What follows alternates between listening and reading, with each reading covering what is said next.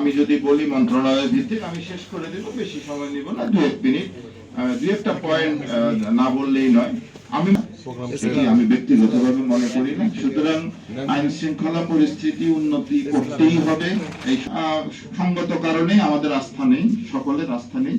এই আস্থার জায়গাটা সরকারের 2-1টা পয়েন্ট, সরকারের সময়ে যে আমলারা ছিল সকল কিছু হয়তো আমলা প্রত্যাহার করা আমরা দেখি যে কথাটা আমাদের আলোচক বৃন্দের কাছ থেকে উঠে এসছে, যে আসলে একটা সুষ্ঠু নির্বাচন করতে গেলে হয়েছে, সেটার ধারাবাহিকতা তো এখন থাকার কথা না।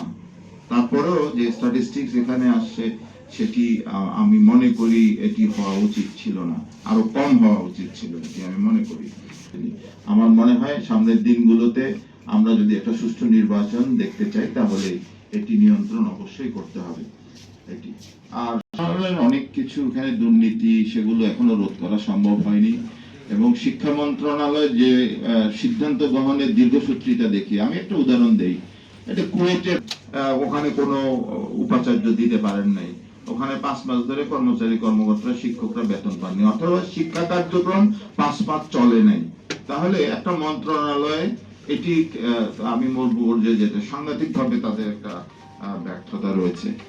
আর আমি মনে করি সরকারের সবচেয়ে এটি আশাব্যঞ্জক যে একটা পে কমিশন গঠন করেছেন। গত 10 বছরে পে কমিশন, নবম পে কমিশন সেটি 2015-তে হয়েছে।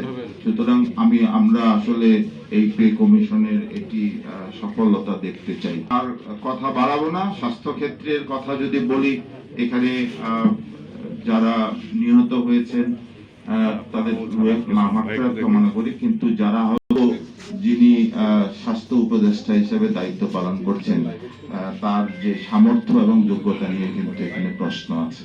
তো এগুলো বিবেচনা করবেন। আর একটু যদি বলি যে আমি মনে করি আরো বাড়ানোর সুযোগ আছে। ট্রাম্প সরকার যে আমেরিকা আমাদের উপর যে শুল্ক সেটি কমিয়েছে, এটি সরকারের একটা সফলতা। আমি মনে করি